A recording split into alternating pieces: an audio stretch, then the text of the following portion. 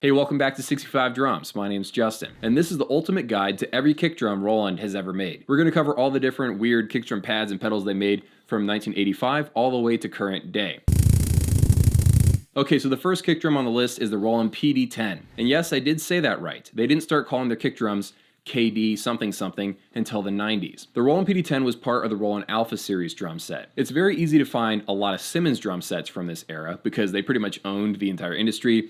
I've even got a Tama Techstar pad, but it's really difficult to find many Roland Alpha drum sets floating around. It must have been like a lower selling drum set. They didn't really have a significant part of the industry until like maybe the late 90s and early 2000s. Okay, so jumping forward a few years to 1992, we've got Roland's second kick drum, which was the KD7. Now, as you can see, this is a complete 180 from the PD10. It's not a kick drum tower, it's more of like a hockey puck sensor thing that sits on the ground. You connect your pedal to it, you have to use a special kind of bent kick drum beater, and you're basically playing your kick drum on the ground instead of, at a 90-degree angle. The PD7 had a lot of pros and cons. As far as feel goes, I think it was decent. I think it was a little bit quieter than having a regular kick drum tower, which is important for people in apartments. It also is a lot cheaper than a kick drum tower. You can find this used right now on eBay for about 45 bucks if you look hard enough. Also, it doesn't take up that much space. In this really cool drum set, as you can see, they can cram all kinds of them under floor toms and just everywhere because they have such a small footprint. On the downside, it looks freaking ugly, at least to me. Okay, so jumping ahead to 1998, we've got the Roland KT120.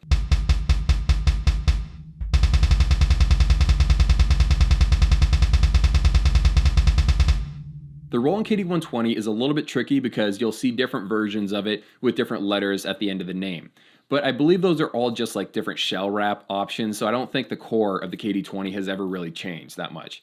You've seen it on the TD30K, the TD50K, the original Roland TD20 line, and maybe another drum set or two that I can't quite remember. The KT120 is a very stable kick drum. It does move occasionally on certain kinds of surfaces and whatever, but overall it's a very stable 12-inch kick drum. It's got a mesh head on it that's 2-ply.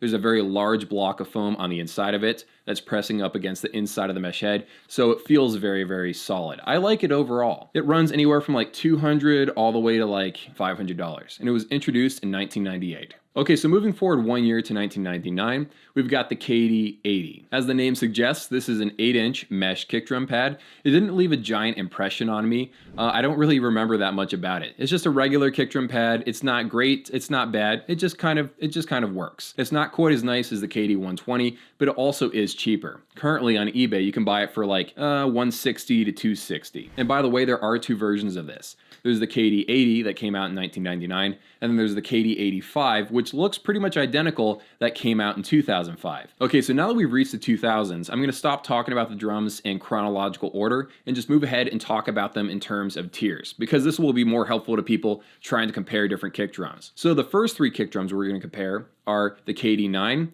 the KD8, and the KD10. The KD8 came out in 2004, the KD9 came out in 2011, and the KT10 first came out in 2018.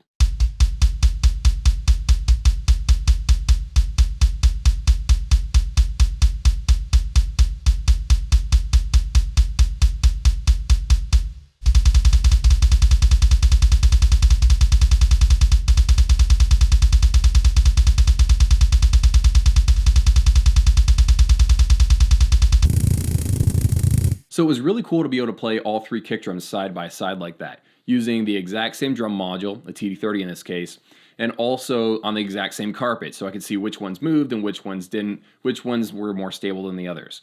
Here are some thoughts that I have about them. Of the three, my least favorite is probably the KD9, which is kind of surprising to me, but really it's because the KD9 has a tendency to move around. It doesn't always move around. I've played the KD9 on a ton of different drum sets. Different TD11, TD15, TD9 drum sets, TD25 drum sets, and sometimes the kick drum moved around, sometimes it didn't. The kick drum pedal could play a role in that whole thing as well, and I didn't really spend any time to move the spikes down. All I know is that I had all these kick drums on one piece of carpet, and the KD9 was the one that was, shifting a little bit. So because of that, it's my least favorite of the bunch. The KD8, I like it because of how inexpensive it is. When I started looking up prices on eBay, I found that you could buy them for about $35 used on eBay, up to $55 if you're feeling pricey. From a video or from a photo, you'd think the KD8 would just be a solid block of rubber, but it's not. It actually feels pretty decent. And then finally, the KD10 is the best one of the three because it has everything going for it. It has the stability of the KD8, but the feel of the KD9. The KD9 and the KD10 have like this cloth feel to it. They feel very, very nice. And the KD8, while it does feel decent, doesn't feel quite as good. Now let's move ahead to some of the more expensive kick drums from Roland. The KD140, the KD180, and the KD220. Let's start off with the smallest of those, which is the KD140.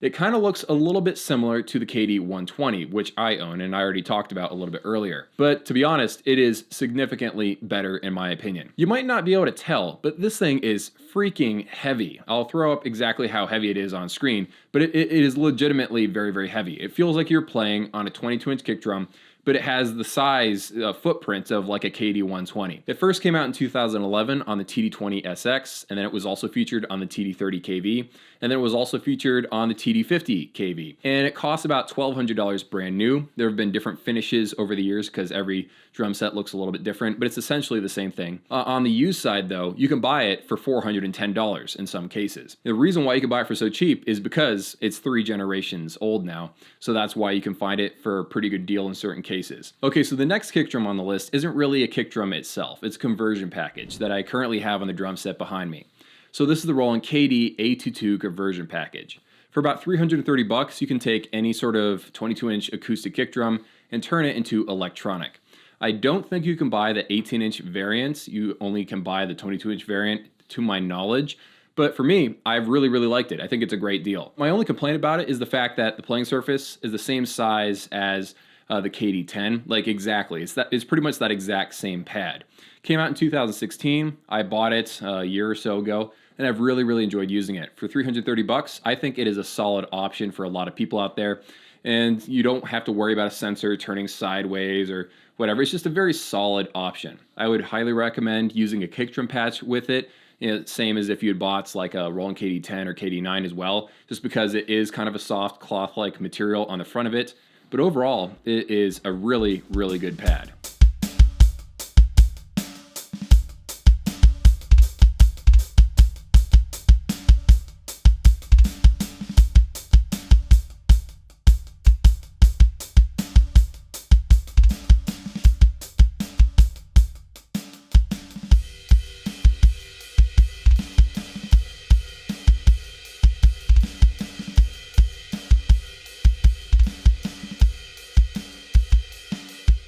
Okay, so I wanted to lead with that conversion package because it is the cheapest way to get the next 2 kick drums without spending over $1,000. Well, they're really, really nice. They look great, but you're spending $1,000, just in order to get a cool shell wrap.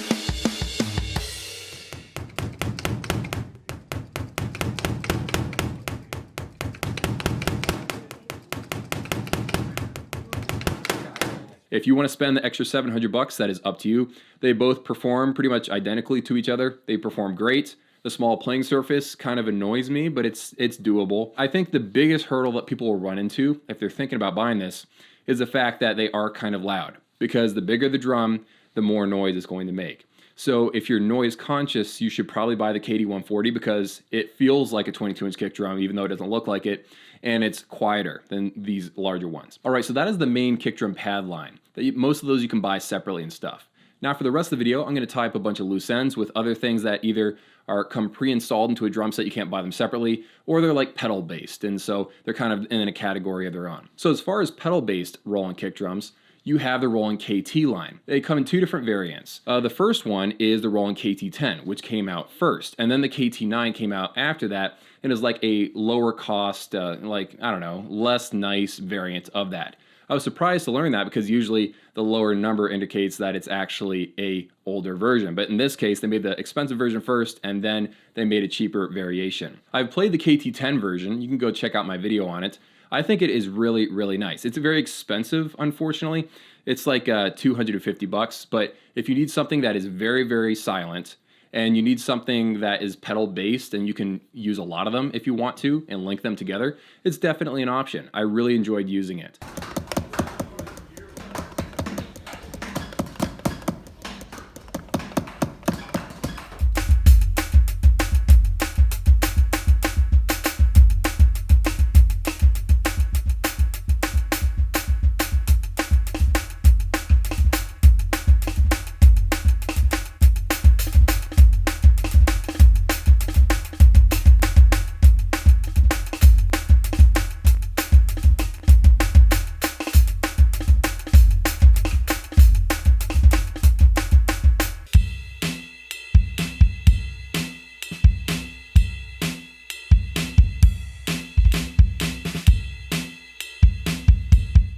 I don't have a ton of info on the KT9. I never played that variant, but I do like the KT10, and you can sort of adjust it to make it feel different depending on your style of play, which is something I didn't know when I made my original first impressions video about that. Moving ahead, the next product I want to mention briefly is the Roland SPD1K. This is essentially a Boss pad ripoff, which is okay because they own that company. It's a tiny little rubber square that you put on the ground. It's got a module built inside of it and a handful of sounds. It's basically for guitar players or cajon players or maybe keyboard players that just want to have a kick drum sound, and it's an all-in-one design. It's not really amazing, it just exists and it works pretty well. I should probably also mention Roland Kickdrum triggers. We got the RT10 series and the RT30 series. I've never really used either of them in depth. I think I used the Roland RT30 when I was testing the Roland TM1 drum module for hybrid drums. So I used it briefly on that.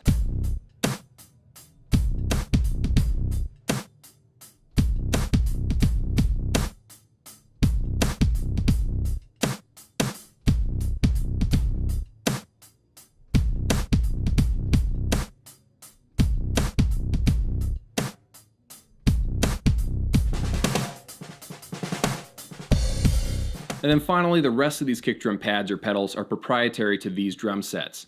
The first one is a really, really boring pedal that comes on the Roland TD1 line. It's not very inspiring to play, and I believe it's the same pedal they use for their hi-hat as well, which is why I can't really recommend anyone buy the Roland TD1K, because it just doesn't feel that right while you're playing. It doesn't feel like a kick drum at all. The KT10 actually feels authentic. The one on the TD1, unfortunately, does not. I also want to briefly mention the kick drum pedal that came on the HD1 and the HD3.